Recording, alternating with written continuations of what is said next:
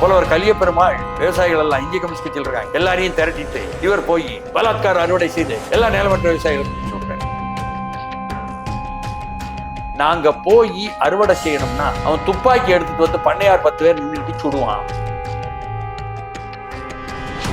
இந்தியாவை பொறுத்த வரைக்கும் எந்தெந்த மாநிலங்கள்ல நக்சல்பாரி இயக்கங்கள் இருக்கு? அண்ணா சொல்வார், நிலமாளும் முதலாளிகள் அவர்களை பியூடல் என்று அழைப்பார்கள்.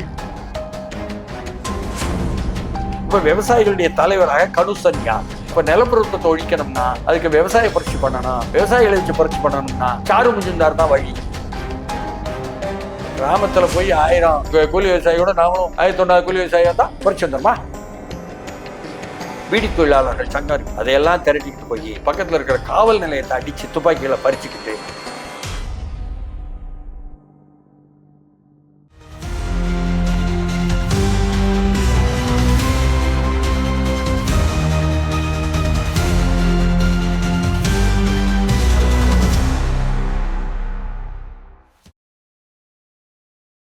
கிராமங்கள் முழுக்க, இந்தியா சூழ்ந்துள்ள கிராமங்கள் முழுக்க பண்ணையார்களுடைய ஆதிக்கத்தில் இருக்கு நிலப்பிரபுத்துவம் என்று சொல்றது. அதான் அந்த அண்ணா சொல்வார், நிலமாளும் முதலாளிகள் அவர்களை பியூடல் என்று அழைப்பார்கள் அப்படின்னு அண்ணா எழுதுவார். அப்படிப்பட்ட அந்த நிலப்பிரபுக்கள் என்பவர்கள் தடங்கலா இருக்காங்க. அந்த விவசாயத்திலிருந்து நிலப்பிரபுக்களுடைய நிலப்பிரபுத்துவத்திலிருந்து மாறித்தான் முதலாளித்துவம் வர முடியும்.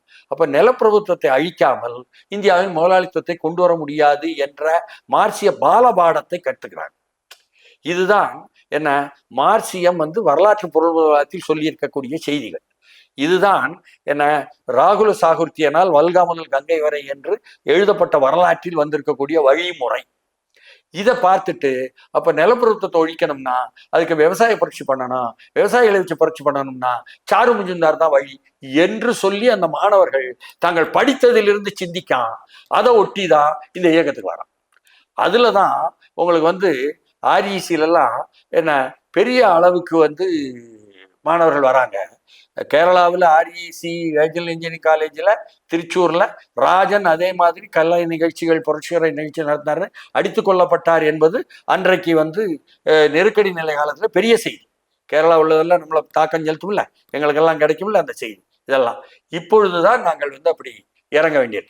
அதனால இப்படி வரும் பொழுது அது பெரிய இந்திய துணை கட்டமைக்கும் அது ஒரு வீச்சாயி எல்லா இடத்துலையும் இது போன்ற போராட்டங்கள் ஒன்று அதை ஒழுங்கமைத்து என்ன பண்றாருன்னா 1968 AICCR என்பதாக all India coordination committee of the communist revolutionaries என்பதாக கம்யூனிஸ்ட் புரட்சியாளர்களுடைய அகில இந்திய ஒருங்கிணைப்பு குழு என்பதாக ஒன்றை சாரு மஜும்தார் கட்டுறார்.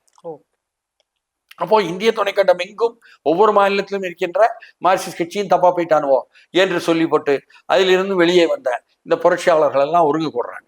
அப்போ அதுல நாம் எப்படி தொடங்குவது என்பதாக பேசுறாங்க. கட்சி ஆரம்பிக்கல. அப்போ இந்த கோஆர்டினேஷன் கமிட்டியில அவங்க பேசுறாங்க, நெக்ஸ்ட் ஹார்வெஸ்ட் இஸ் அவர்ஸ் என்று ஒரு முழக்கத்தை வைக்கிறாங்க.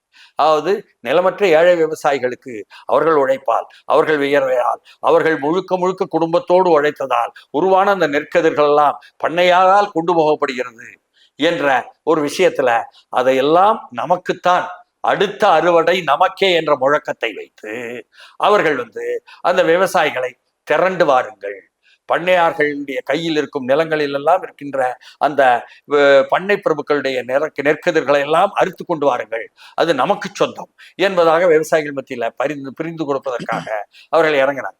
இது பயங்கரமா மேற்குவங்கத்தில் நடக்குது.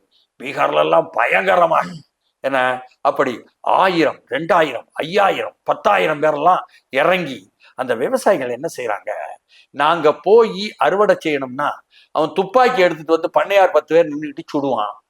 ஆதிக்க சாதி பண்ணையார்கள் அதைத்தான் செய்யறாங்க பீகார்ல. அவங்க பட்டறி.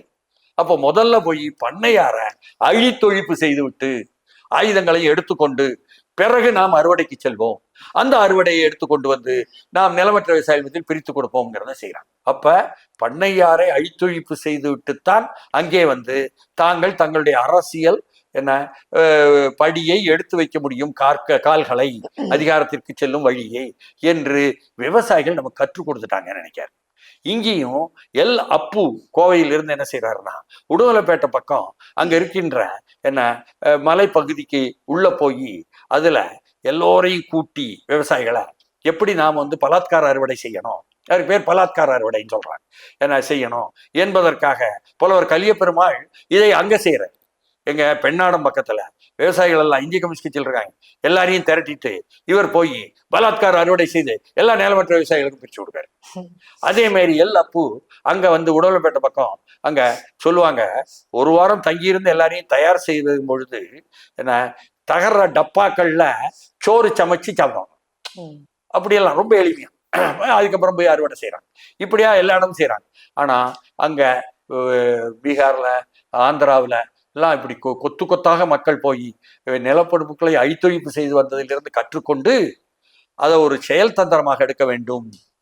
அதாவது மிகவும் கொடூரமான வர்க்க எதிரிகளை, ஆதிக்க சாதி பண்ணையார்களை, மக்களால் வெறுத்தொடுக்கப்படுபவர்களை, மக்களை கடுமையாக ஒடுக்குபவர்களை, மக்களை கொலை செய்பவனை, இவர்களை எல்லாம் நாம் அழித்தொழிப்பு செய்தல் என்ற செயல் தந்திரம் எடுக்க வேண்டும் என்பதையும் அதிலிருந்து கற்றுக்கொள்கிறார். இது நடைமுறையில இருந்து மாசேத்துங் சொல்வாரு, மக்களிடமிருந்து மக்களுக்கே, மக்கள்கிட்ட இருந்து அப்படியே எடுத்து அந்த கருத்துக்களை செறிவாக்கி மக்களிடம் கொண்டு செல்லுங்கள் சொல்வார். அந்த போல என்ன சாரு மஜும்தார் அதற்கு பிறகு 68 தயார் செய்து அந்த all India coordination committee of the communist revolutionist என்ற கம்யூனிஸ்ட் புரட்சியாளர்களுடைய அகில இந்திய அந்த ஒருங்கிணைப்பு குழுவில் பலரும் வராங்க.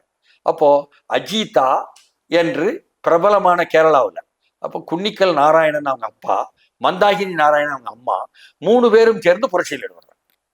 அவங்க என்ன பண்றாங்கன்னு சொன்னா, அங்க புன்னப்புறா வயலாறுன்னு மாபெரும் எழுச்சி நடந்த கேரளா, அதற்கு பிறகு தேர்தல் பாதைக்கு போயிடுச்சு கம்யூனிஸ்ட் கட்சி. அதற்கு பிறகு இவர்கள் வந்து கொண்டு போறாங்க. கொண்டு போகும் பொழுது பீடி தொழிலாளர்கள் சங்கம் இருக்கு, அதையெல்லாம் திரட்டிக்கிட்டு போய் பக்கத்துல இருக்கிற காவல் நிலையத்தை அடிச்சு துப்பாக்கிகளை பறிச்சுக்கிட்டு காட்டுக்குள்ள போயிடுறாங்க. இது அவர்கள் பாணி. அப்போ அவர்களும் இந்த ஒருங்கிணைப்பு குழுக்கு வராங்க. வந்து சொல்லுதாங்க, ஏகாதித்யம் தான் முதல் எதிரி. உடனே சாரு மஜும்தார் முன்வைக்கிறாரு, நிலப்பிரபுத்துவம் தான் பிரதான எதிரி இந்தியாவில், இல்ல ஏகாதித்யம் தான் முதல் எதிரி, ஆனால இங்க காவல் நிலையத்தெல்லாம் அடிச்சு ஆயுதம் பறிக்கணும், அதுதான் புரட்சிக்கான வழி என்று குன்னிக்கல் நாராயணன் வைக்கார். அவ மகள் தான் அஜிதா. அதற்கு பிறகு அதே மாதிரி ஒவ்வொருத்தரும் என்ன ஒவ்வொன்று வைக்கிறாங்க. ஒருத்தர் மேற்கு வங்கத்தில் இருந்து எலக்ட்ரிசிட்டி போர்டு, நாங்கள் தொழிற்சங்கம் வச்சிருக்கோம், தொழிலாளர்கள் இருந்து தான் ஆயுத பரீட்சை நடத்துறோம், அப்படி ஒருத்தர் இருக்கிறார். அப்புறம் இங்கே ஒருத்தர் நாகிரெட்டின்னு சொல்லி போட்டு ஆந்திராவில் அவருடைய ஒரு தொகுதியில் எம்எல்ஏ இருக்கார். அதனால நாம் வெற்றி பெற முடிந்த பகுதிகளில் எம்எல்ஏ ஆயிரனா, எம்பி ஆயிரனா, வெற்றி பெற முடியாத பகுதியில் ஆயுத பரீட்சை பண்ணணும்னு அவர் ஒன்று வைக்கார். ஆனா சாரு மஜும்தார் சொல்றாரு, இல்லை, இந்திய துணைக்கண்டம் எங்கும் மாசேத்துங் சொன்னது போல கிராமப்புறங்களை விடுவித்து நகர்ப்புறங்களை சுற்றி வளைத்து மக்கள் யுத்த பாதை தான் வைக்கணும். அப்போ இதை ஏற்றுக்கொண்டவர்கள் தனியாகவும் அவர்கள் ஒவ்வொருத்தரும் ஒன்று தனியாகவும் பிரிஞ்சிடறாங்கன்னு அவர்கள் சேர்ந்து உருவாக்கியதுதான் 69ஆம் ஆண்டு இந்திய கம்யூனிஸ்ட் கட்சி மார்க்சிஸ்ட் லெனினிஸ்ட் என்ற கட்சியை தொடங்குறார். அப்போ முதல் பொதுச் செயலாளர் சாரு மஜும்தார் இருக்கார். அப்போ முதல் அதை வந்து எப்படி வெளியே கொண்டு வருவது, மக்கள் மத்தியில் சொல்லுவது, இப்படி ஒரு கம்யூனிஸ்ட் கட்சியை ரகசியமாக உருவாக்கி விட்டோமே, தலைமறை கட்சியாக உருவாக்கி விட்டோமே என்பதற்காக கல்கத்தாவில் பெரிய அங்கே இருக்கக்கூடிய லெனின் சராங் என்ற ஒரு மைதானத்துல அதை நோக்கி மாபெரும் ஊர்வலத்தை நடத்தணும், அந்த ஊர்வலத்துல வந்து மாபெரும் அளவுக்கு அதை அறிவிக்கணும்னு சொல்றாரு. அப்ப விவசாயிகளுடைய தலைவராக கனுசன்யால் என்ற நக்சல்பாரி பகுதியிலேருந்து வர்றாரு. அப்ப அவரை வந்து நீங்க தலைமை தாங்கி அதை அறிவிப்பு வேலையை செய்யுங்க, நான் வந்து போய் இவர் தானே குறி வைப்பான், இவர் தலைமறைவாக இருந்தேன் அப்படின்னு இவர் தலைமறைவாக இருந்து கொண்டு அந்த கொல்கத்தா பேரணி மூலமாகத்தான் இந்திய கம்யூனிஸ்ட் கட்சி மார்க்சிஸ்ட் லெனினிஸ்ட் அறிவிக்கப்படுது.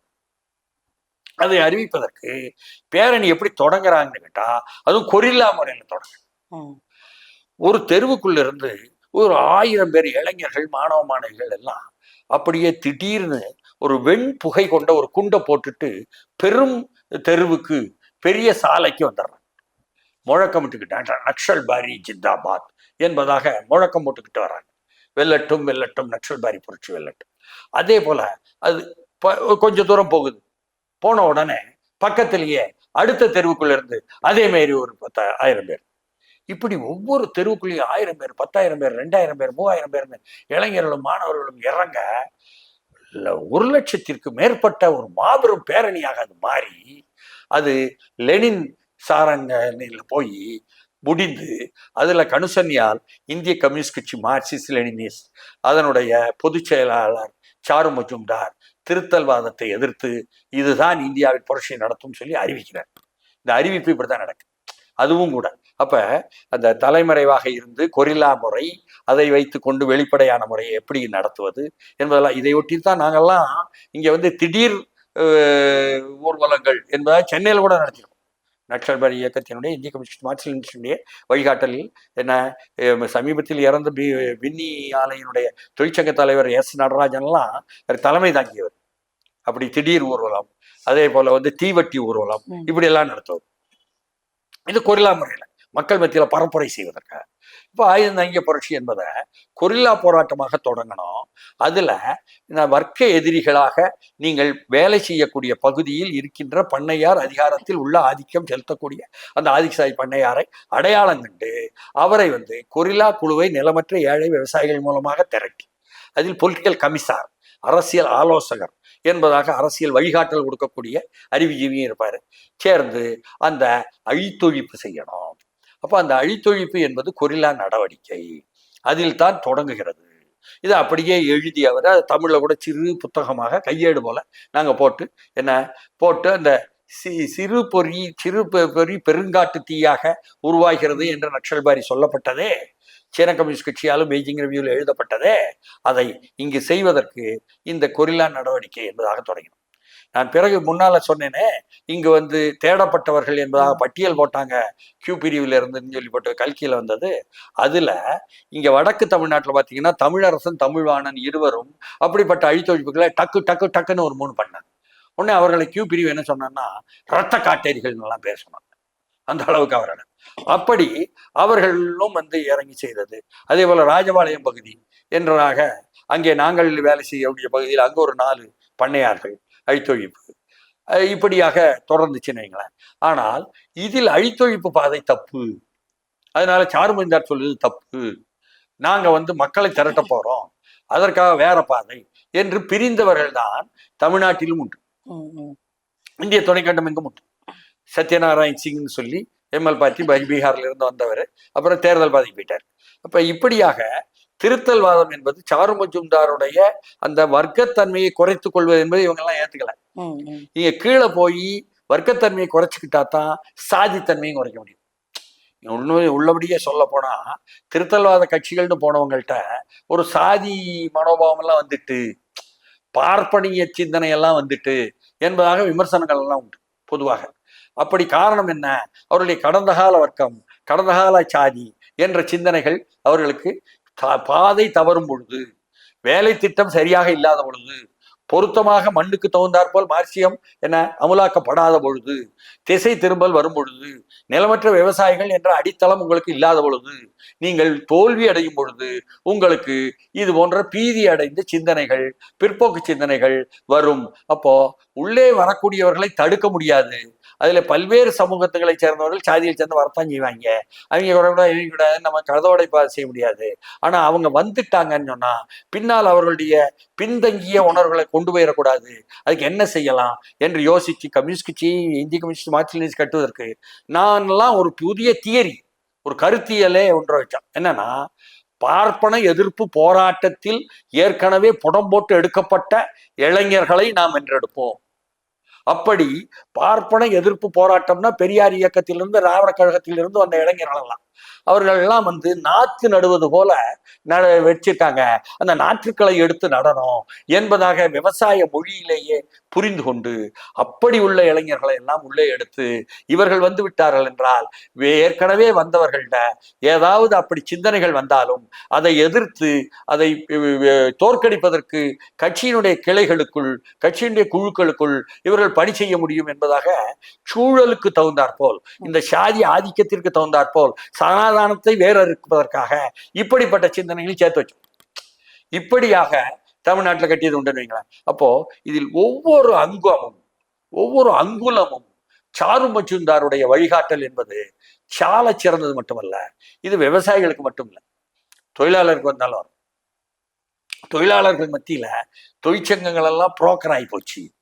தொழிற்சங்கங்கள் எல்லாம் ஒரு இடைத்தரகர்கள் ஆயிட்டாங்க. தொழிற்சங்கங்கள் எல்லாம் பொருளாதாரவாதத்தை தான் பண்றாங்க. காசு வாங்கி கொடுக்குறது. உங்களுக்கு என்ன வேணும்? காசு தானே வேணும், காசு வாங்கி கொடுங்க.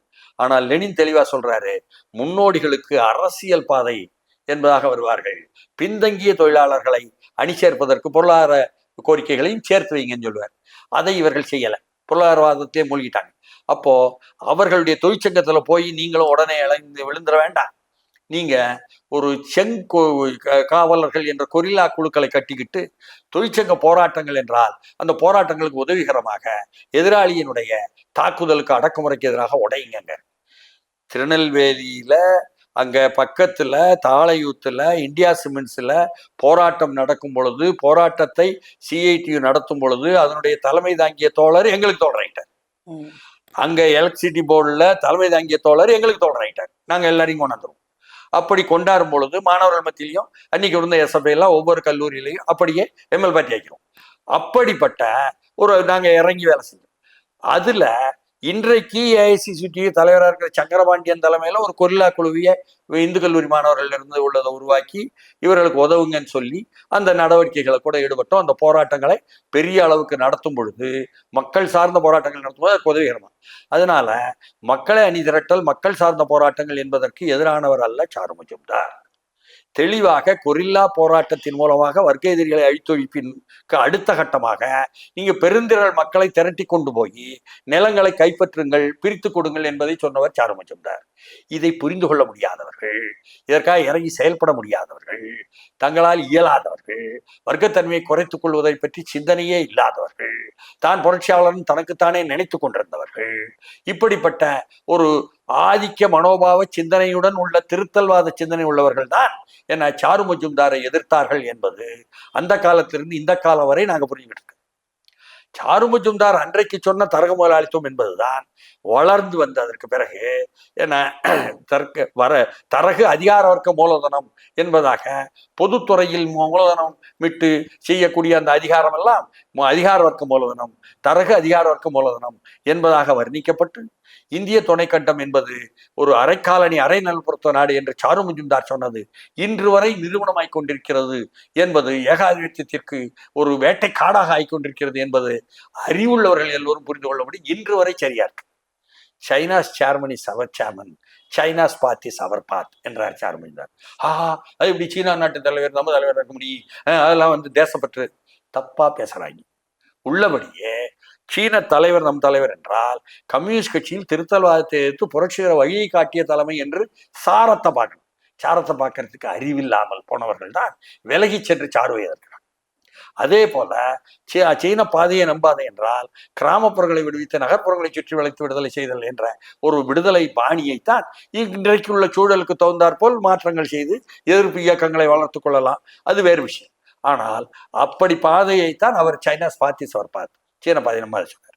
இதை சாரத்தை புரிந்து கொள்ளாமல் வடிவத்தை புரிந்து கொள்ளுற மாதிரி தமிழ்நாட்டில் ஆட்சிக்கு வர்றாங்கல்ல, பேச்சின் மூலம் எழுத்தின் மூலமே ஆட்சிக்கு வந்துடுவாங்க. நீங்க என்னையா நல்ல பேசினாருன்னா அவர் முற்போக்காளரு, நல்ல எழுதினாருன்னா அவர் புரட்சியாளரு. அப்ப செயலை வைத்து எவனையும் பார்க்காதே என்று சொல்வதுதான் தமிழ்நாட்டினுடைய முதலாளித்துவ கட்சிகள் சொல்லிக் கொடுத்திருக்கிற பாணி. நாம் செயலை வைத்து மட்டும்தான் பார்ப்போம் என்பதுதான் சாரு மஜும்தார் சொல்லிக் கொடுத்திருக்கிறார்கள். அப்போ சாரு மஜும்தாருடைய வழி என்பது ஒவ்வொன்றிலும் இதை முழுக்க, அதாவது ஸ்டேட்டஸ்கோ ஆன்டி ஸ்டேட்டஸ்கோன்னு சொல்லுவாங்க, அதாவது இருக்கும் சமூக அரசியல் பொருளாதார கட்டமைப்பை தூக்கி எறிந்து என்ன மாற்றுவது என்பதற்கு தான் ஆன்டி ஸ்டேட்டஸ்கோ என்பது. அந்த பார்வை இல்லாமல் அரசாங்கத்தை எதிர்த்தா போதும். அரசாங்கத்துல வர்றவன் தேர்தல் மூலம் வர்றவன், அவன் தீர்மானிக்கிறது இல்லை, அதிகார வர்க்கம் தீர்மானிக்கிறது. அதிகார வர்க்கம் தீர்மானிக்கிறதுக்கு அரசியல் சட்டமும் நீதித்துறையும் இருக்கு. இன்னைக்கு நீதித்துறை எந்த அளவுக்கு போயிட்டு நமக்கு பச்சையாவே பார்க்கும். சனாதனத்தை பகிரங்கமாக சொல்வது, சனாதனத்தை எதிர்க்கிறேன்னு சொன்னா அவர் மீது நாங்க அவமதிப்பு வழக்கு போடுவோம் நீதிமன்றம் சொல்வது, இந்த அளவுக்கு போயிட்டு இதையும் தாண்டி போயிருக்குன்னு வைங்களேன்.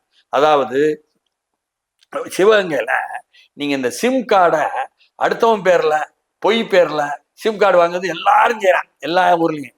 அதான் மாவோயிஸ்ட் பார்ட்டியில இருந்து ரூபேஷ் ஒருத்தர் திருச்சூர்ல இருந்து வந்துட்டாராம், அவர் அப்படி சிம் கார்டு வாங்கிட்டாராம். அதனால இந்த போலி சிம் கார்டை வைத்திருந்ததனால் சிம் கார்டை பறிமுதல் செய்து சீஸ்டு மெட்டீரியல்னு காட்டுவான், அதுலயும் காட்டல காவல்துறை கியூ பிரான்ச்சு. ஆனா சிம் கார்டை போலித்தனமா வாங்கி விட்டார், அதனால அவருக்கு ஆயுள் தண்டனை அப்படின்னு வாழ்நாள் தண்டனை கொடுத்துட்டார் அங்க உள்ள நீதியரசர் ஒரு அம்மா. அப்போ அறிவுல சும்மா நீதித்துறை சும்மா பறக்குது எக்கச்சக்கமா.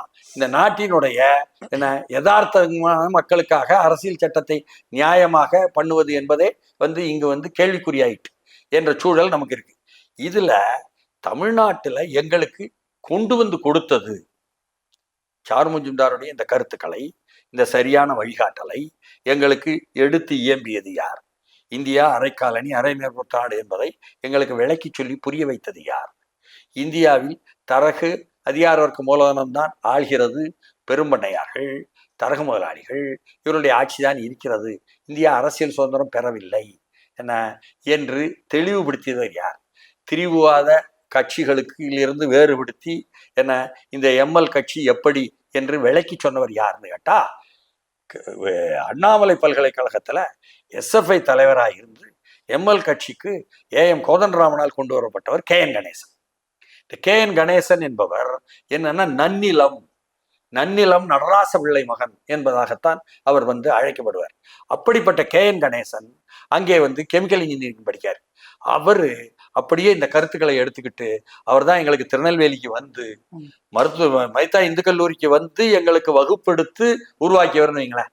அதனால KN கணேசன் பெண்ணாடத்துல சவுந்தர சோழபுரத்துல புலவர் கலியப்பெருமாளுடைய தோட்டத்துல KN கணேசனும் கலியப்பெருமாளுடன் சேர்ந்து வெடிகுண்டுகள் தயாரிக்கும் பொழுது கன்னியப்பன் என்று சொல்லக்கூடிய மேட்டுப்பாளையத்தை சேர்ந்த ஒரு தொழிலாளியும், எங்கள் ஊர் அங்க திருநெல்வேலியில இப்ப தூத்துக்குடி மாவட்டமா இருக்கிற ஆத்தியோளத்திலிருந்து வந்த சர்ச்சில் என்ற தோழரும், அவரெல்லாம் ஆந்திராவில் ஸ்ரீகாகுளத்துல மாபெரும் புரட்சிகர இயக்கங்கள் வளர்ந்து அந்த பகுதிகளை விடுதலை செய்யும் அளவுக்கு போன பொழுது அதற்கு மத்தியில் மலை ஏறி போயிட்டெல்லாம் வந்தவர்.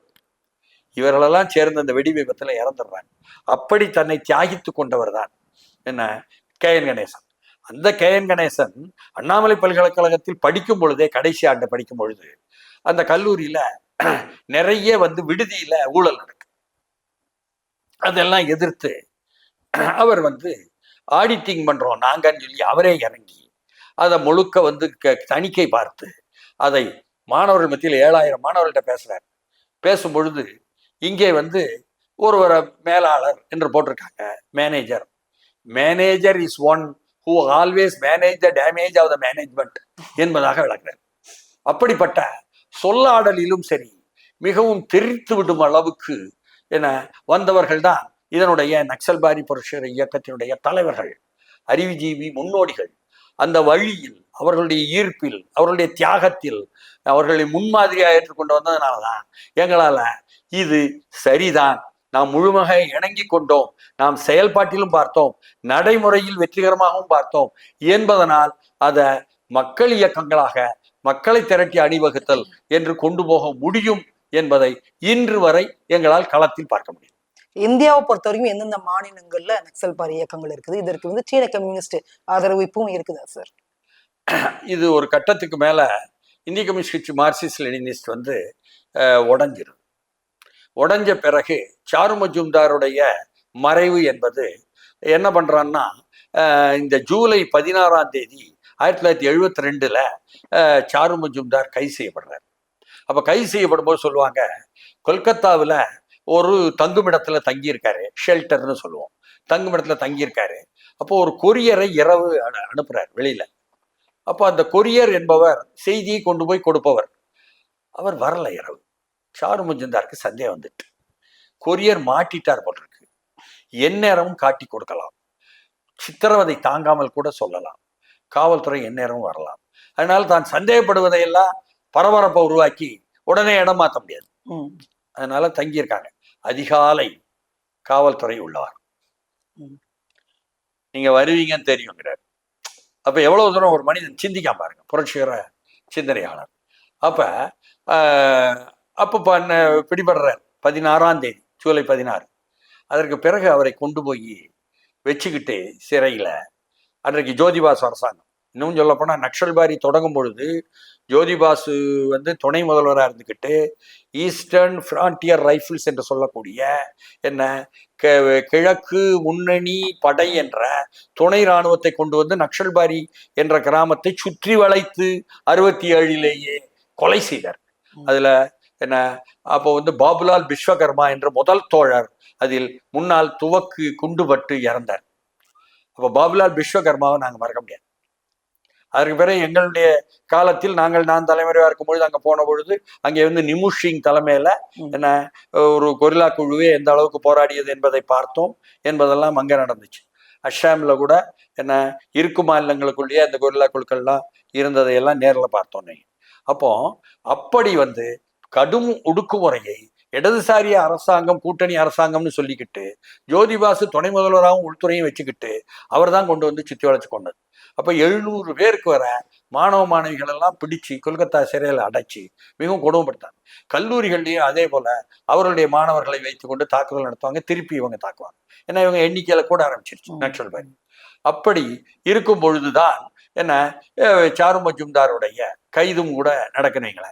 நீங்க கேட்ட மாநிலங்கள்னு பார்த்தா பீகார்ல பெரும் எழுச்சிகள். இன்னும் சொல்ல போனா இந்திய கம்யூனிஸ்ட் மார்க்சிஸ்ட் லிபரேஷன் என்று சொல்லக்கூடிய கட்சி இப்பொழுதும் ஆறாவிலிருந்து தொகுதியிலிருந்து எம்பி ஜெயிச்சிருக்காங்க. ஏன்னா கூட்டணியில் தான் வைங்களேன், இந்தியா கூட்டணியில் தான் 12 எம்எல்ஏ 19 எம்எல்ஏ நின்று ஜெயிச்சிருக்காங்க. அப்போ சிபிஐ சிபிஎம் விட எம்எல் பார்ட்டி முன்னால் நிற்கி. இப்போ நாங்கள் ஜார்க்கண்ட் போன வாரம் போயிட்டு வந்தோம். ஜார்க்கண்டில் 2 எம்எல்ஏ இருக்காங்க தன்பத்திலேருந்து வர.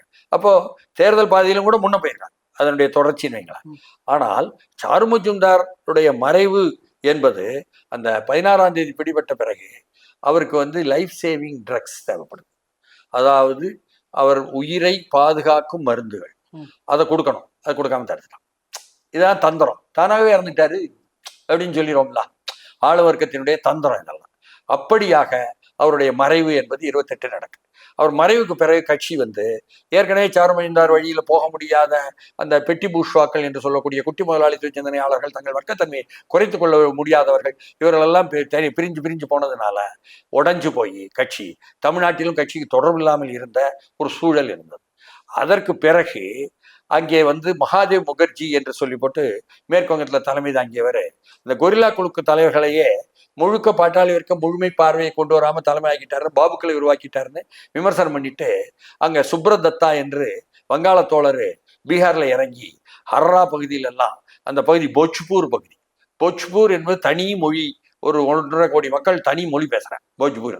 அவங்க நிலமற்ற ஏழை விவசாயிகள், தலித் மக்கள் கடுமையா இருக்காங்க. அதெல்லாம் இன்னமும் கூட அன்றைக்கு முதல் ஆயுத போராட்டத்தில் ஈடுபட்டதுனால இன்று வரை தேர்தல் பாதை வரை எம்எல் பார்ட்டிக்கு தாளமா இருக்கு. அந்த போஜ்பூர்ல அவர் வந்து இறங்கி வேலை செய்யும் பொழுது டனல் சுரங்கம் தோண்டி அதன் மூலம் கொரில்லா போராட்டம் நடத்தார். இன்னமும் சொல்ல போனா பிஎம்பி, நாங்க போயிருக்கோம், நேரில் பார்த்தோம், பீகார் மிலிட்ரி போலீஸ் அவர்கள் முகாம் இருக்கும் பக்கத்துல. இவர்கள் வந்து அந்த கீழே வழியா ஒரு சுரங்கம் தோண்டி அதுல வந்து அவர்களை துவக்கெடுத்து அடிச்சு அவர்கள் துவக்கையை பறிச்சு இந்த அளவுக்கு 48 மணி நேரம் கொரில்லா போராட்டம் நடந்தார். இப்படி வந்தவர் தான் அந்த ஜாகர் என்ற கட்சி பெயரில் அழைக்கப்பட்ட அந்த சுப்ரதத்தா என்ற தோழர். அந்த பாதையில் அதற்கு பிறகு அவர் என்ன பண்றாருன்னா சுத்தி வளைச்சு அவரை சுட்டுக் கொள்றான் துணை ராணுவத்தை வச்சு. அதற்கு பிறகுதான் வினோத் மிஸ்ரா தலைமை எடுக்கிறார்.